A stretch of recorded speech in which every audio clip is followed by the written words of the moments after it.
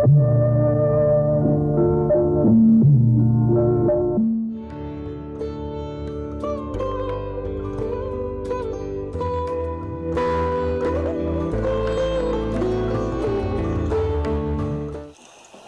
समय मेरे साथ मौजूद हैं मनोहर टोपनो, भारत के भूतपूर्व विख्यात साइड बैक, हॉकी के एक मशहूर खिलाड़ी। काफ़ी लंबे अरसे तक भारतीय हॉकी में ये छाए रहे।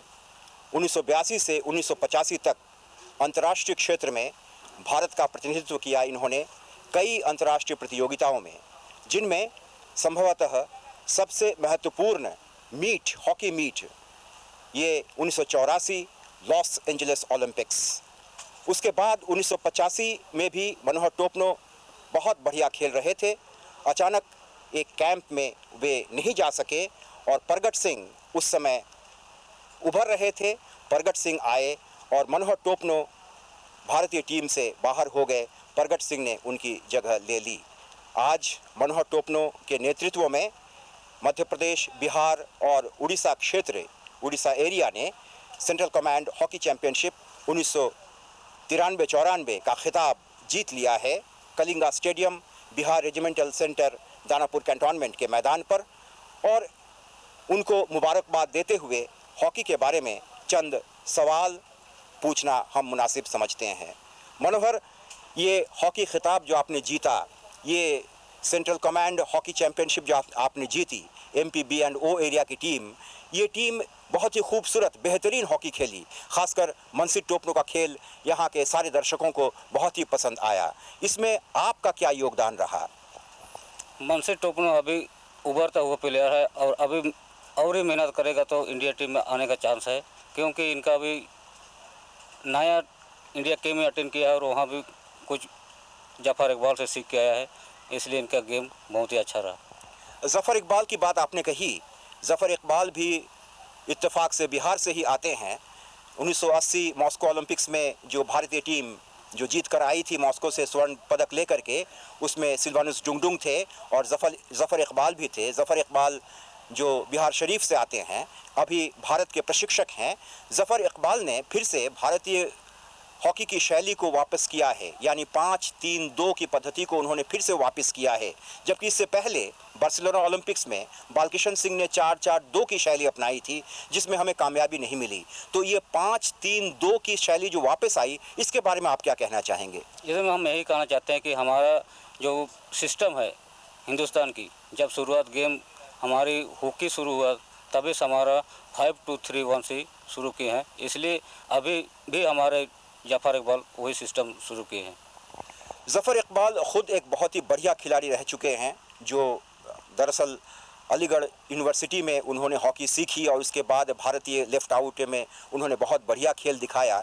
क्या आप ऐसा समझते हैं कि मुकेश कुमार और साथ ही पिल्लई, धनराज पिल्लई जो खेल रहे हैं, ये 5-3-2-1 जो सिस्टम, जो भारतीय शैली है, इसमें विंगर्स का कुछ विशेष महत्व होता है?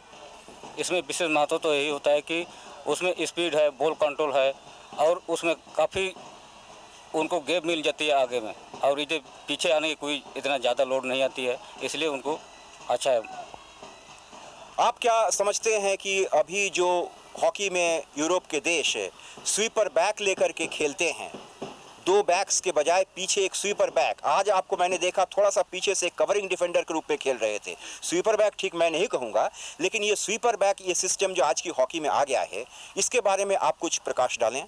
इसमें एक तो जितना भी मैन टू मैन हुआ रहते हैं और डिफ्लेक्ट हो जाती है बॉल, उसमें क्लियरेंस करने के लिए, चाहे कवरिंग करने के लिए ये स्वीपर बैक खेला जाता है। और स्वीपर बैक जब खेलता है वो जितना भी डिफ्लेक्ट बॉल और जितना पासिंग थ्रू बॉल डलती है उसको लेके फिर क्लियर कर सकते हैं।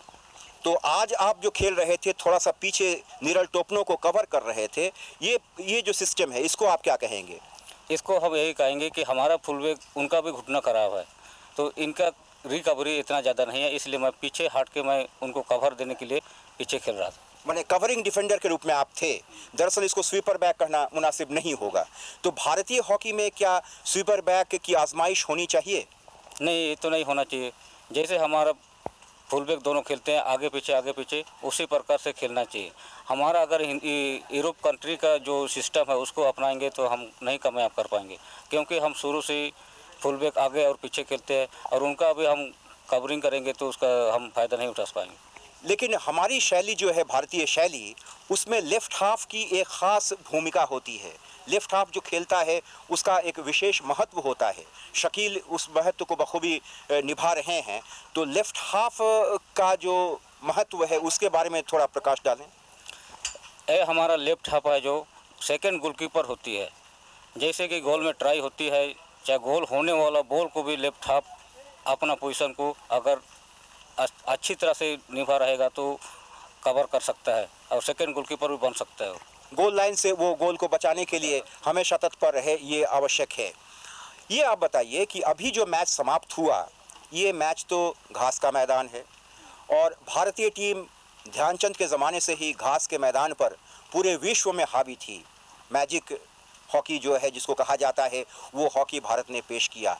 लेकिन आज तो घास का मैदान बिल्कुल ख़त्म हो गया है। अंतर्राष्ट्रीय क्षेत्र में अब तो कृत्रिम मैदान, एस्ट्रोटर्फ, सुपर टर्फ और पॉलीग्रास, ये सारे मैदान आ गए हैं। तो क्या अभी भी भारतीय हॉकी, जैसे आज हॉकी खेली गई घास के मैदान पर, इससे क्या वाकई कुछ फ़ायदा भारतीय हॉकी को होता है? ग्रास ग्राउंड में जैसे कि हमारा हिंदुस्तान में अभी 4-5 साल से एस्ट्रोटर्फ दिखाई दे रहा है, नहीं तो पहले हमारा ग्रास ग्राउंड में खेला जाता था। इसलिए पहले जो ग्राउंड है ग्रास ग्राउंड, वो हमारे प्लेयर के लिए काफ़ी लाभदायक है। और जैसे हमारे हिंदुस्तान में एस्ट्रोटर्फ बनाए हैं, वो ना तो प्रैक्टिस देते हैं वहाँ पर, ना तो किसी प्लेयर को घुसने देते हैं। इसलिए अभी हमारे प्लेयर भी उसमें खेल नहीं पाते अच्छी तरह। रांची में तो एस्ट्रोटर्फ का मैदान अब बन चुका है, वो वहाँ मोराबादी में। तो वहाँ उस इलाके के खिलाड़ियों को उस मैदान से कोई ख़ास फ़ायदा हो सकता है? ख़ास फ़ायदा जब भी होगा तब उसको यूज होगा तभी उसमें फ़ायदा हो सकती है। क्योंकि अभी हम प्रैक्टिस के लिए गए थे, किसी से सिग्नेचर ले आओ तो इससे पूछो उनसे पूछो, ये प्रैक्टिस करने के लिए भी परमिशन लेना पड़ता है। तो प्लेयर कैसे बनेंगे? जब उनसे फ्री स्टाइल उनमें खेलने देंगे तभी प्लेयर उभर सकते हैं। अच्छा मनोहर, आप जिस इलाके से आते हैं उसके बारे में कहा जाता है कि छोटनागपुर का अंचल हॉकी के लिए एक सोने की खान है। इतने खिलाड़ी वहाँ है। सिल्वानुस डुंगडुंग जो हमारे बहुत अच्छे मित्र रह चुके हैं, उनका कहना था कि छोटा छोटा बच्चा वो बांस की जड़ को छील करके उससे गेंद बना लेता है और वो छड़ी से वो बच्चा लड़का जो सही ढंग से चल भी नहीं सकता है, वो हॉकी खेलना शुरू कर देता है। जो इतना लगाव इस हॉकी के साथ है, इसके बावजूद छोटनागपुर क्षेत्र से उतने अच्छे हॉकी खिलाड़ी क्यों नहीं उभर रहे हैं? आपके बाद तो कोई शायद अजय लकड़ा आए हैं, उसके बाद और कोई नहीं दिखाई दे रहा है। पहले करकेटा थे, गोपाल भेंगड़ा थे, इतने सारे खिलाड़ी उभरे हैं, डुंगडुंग थे। तो बात क्या है? आखिर क्या छोटनागपुर क्षेत्र को हो गया है जिस कारण हॉकी खिलाड़ी नहीं उभर रहे हैं? पहले जो हम लोग बचपन थे उस टाइम हम लोग भी बांस का एसएससी शुरू किया और उस टाइम हमारे जब छोटे छोटे थे उस टाइम सिर्फ हॉकी के अलावा और कोई गेम नहीं हो रही थी। अभी तो पूरा फुटबॉल, हॉकी और बहुत प्रकार के गेम शुरू कर दिए हैं। और कुछ लड़के ऐसे भी है वो लोग गेम पर ध्यान नहीं देते हैं, सीधे वो लोग बाज़ार या तो कहीं घूमने के लिए चले जाते हैं, सिनेमा और कहीं और चले जाते हैं। इसलिए आजकल हमारे बिहार में भी कुछ प्लेयर अभी निकालने में मुश्किल हो गई है।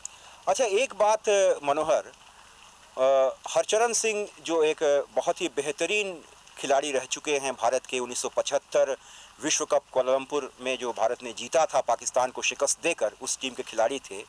उन्होंने एक बार कहा था कि जब तक सफलता नहीं मिलती है तो उस खेल के लिए लगाव उतना नहीं होता है। आज हॉकी में चूंकि सफलता नहीं मिल रही है, इसलिए हॉकी के लिए आकर्षण कम हो गया है। लड़के हॉकी की तरफ उतने खींचे हुए नहीं आते हैं, लोगों में हॉकी का उत्साह घट रहा है। इस खास मुद्दे पर आप क्या कहना चाहेंगे? आजकल हमारे हिंदुस्तान के जितने भी प्लेयर हैं वो इंडिविजुअल खेलते हैं, सिर्फ अपना नाम के लिए और किसी देश के लिए नहीं खेलते हैं। जैसे पाकिस्तान के या तो और कंट्री के खेलते हैं, जैसे अपना हिंदुस्तान कंट्री के लिए खेलते हैं, ऐसे नहीं खेलते हैं। जैसे इंडिविजुअल, जैसे हम ही गोल मार देंगे हमारा नाम पेपर में आ जाएगा, इस हिसाब से खेलते हैं।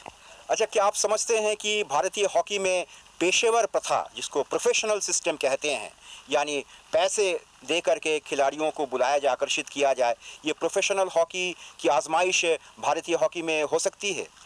ये तो मैं भी इसका बारे तो सोच नहीं सकता हूँ, क्योंकि पैसा तो किसी हॉकी प्लेयर के पास है नहीं, ना तो हमारे हिंदुस्तान प्लेयर के किसी को भी दिए नहीं है अभी तक। तो पैसे की कमी तो है, लेकिन आप क्या समझते हैं कि अगर पैसा दे करके लड़कों को अगर इधर आकर्षित किया जाए तो अच्छे हॉकी खिलाड़ी निकल सकते हैं?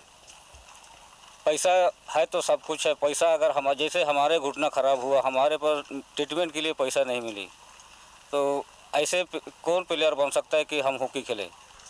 अच्छा मनोहर, ये जो पेनल्टी कॉर्नर के नियम में परिवर्तन हुआ है, पहले था कि पुश हुआ, किसी ने दबाया, फौरन हिट लिया गया, उसके बाद हाथ से दबाना ये बंद हुआ, स्टिक से दबाने का नियम आया। एक ज़माना था जो अजीत पाल सिंह जब हाथ से दबाते थे, एकदम हाथ लगाया कि वहाँ पे गेंद बिल्कुल दब गई, वहाँ से बिल्कुल हटी नहीं गेंद, और सुरजीत सिंह ने कितने गोल उसमें किए हैं। आज पेनल्टी कॉर्नर के नियम में जो इतना परिवर्तन हुआ है, गेंद आती है तो स्ट्राइकिंग सर्कल के बाहर गेंद को रोकना होगा, उसके बाद गेंद को अंदर ले जाना होगा, तब आपको गोल करना होगा। क्या इससे पेनल्टी कॉर्नर से जो मज़ा पहले आता था वो कुछ गड़बड़ा गया है या नहीं? पहले जो मजा था उसमें से बहुत गड़बड़ा गया है। अभी जो हमारे हिंदुस्तान के प्लेयर है वो इतना प्रैक्टिस भी नहीं किए हैं और ना ही करते हैं। जैसे कि यूरोप कंट्री अपना पूरा तैयारी कर लेते हैं, उसके बाद रूल चेंज कर लेते हैं। जैसे हम पहले रोकते थे, हाथ से रोक देते, उसमें रोकना ही रोकना था। अभी तो एक तो फेंकने वाला का भी, फिर रोकने वाला का भी, हिट करने वाला का भी, जब तालमेल जमेगा तभी गोल हो सकती है। अच्छा, ये एक कुछ थोड़ा सा बहुत बढ़िया सवाल नहीं है। कुछ रोज़ पहले असलम शेर खान से मुलाकात हुई थी। उन्होंने कहा था कि कुछ सालों तक भारतीय हॉकी टीम को विदेशों में भेजना नहीं चाहिए, कुछ अंतर्राष्ट्रीय प्रतियोगिताओं में उनको हिस्सा ही नहीं लेने देना चाहिए। पहले आप दुरुस्त कर लीजिए अपनी टीम को, उसके बाद अंतर्राष्ट्रीय स्पर्धाओं में आप भाग लीजिए। इस विशेष बात के बारे में आपकी क्या राय है? हमारी तो यही राय है कि अगर विदेश टीम से नहीं खेलेंगे और उनका सिस्टम को नहीं पकड़ पाएंगे, तब तक हमारी हिंदुस्तान की टीम फिर कामयाब नहीं हो पाएगी। इसलिए हमारी टीम को भी कभी कभी बाहर कंट्री टीमों से खेलना भी चाहिए और प्रैक्टिस भी करना चाहिए।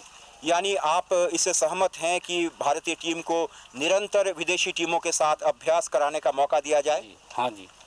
अच्छा, इससे क्या आप ऐसा नहीं समझते कि भारतीय शैली के बारे में वे भली भांति वाकिफ़ हो जाएंगे और इसके अनुरूप वे रणनीति ग्रहण करके भारतीय हॉकी टीम को झकझोर देंगे? नहीं, ऐसे तो कोई बात नहीं है कि हमारी टीम भी उनका सिस्टम को देखेंगे, वो भी हमारे सिस्टम को देखेंगे, और वो लोग हमारे वीडियो कैसेट वो लोग खींच लेते हैं, उसके बाद फिर दिखाते हैं उनको कि इंडिया हॉकी टीम का कौन सा पॉइंट सही है, कौन सा अच्छा है या तो ख़राब है, पूरा वो लोग नोट कर लेता है। फिर संडे को या मंडे को किसी भी दिन उनको फिर वीडियो कैसेट बैठा के वो लोग को दिखाता है। उसी प्रकार हमारे हिंदुस्तान में भी उनका जो सिस्टम है, उनका जो कमी विषय है, उनको वीडियो कैसेट दिखाना चाहिए। आखिरी सवाल मनोहर, भारतीय हॉकी की संभावनाएं क्या हैं? अभी जो हमारी नई टीम बनी है उसमें नए जैसे कि कोई ओवर एज नहीं है, 25 साल से नीचे के प्लेयर ही है, इसलिए सभी जोर लगाएंगे तो अभी क्वालिफाइड ओलंपिक मैच खेलने गए हैं, उसमें सफलता हो पाएगी।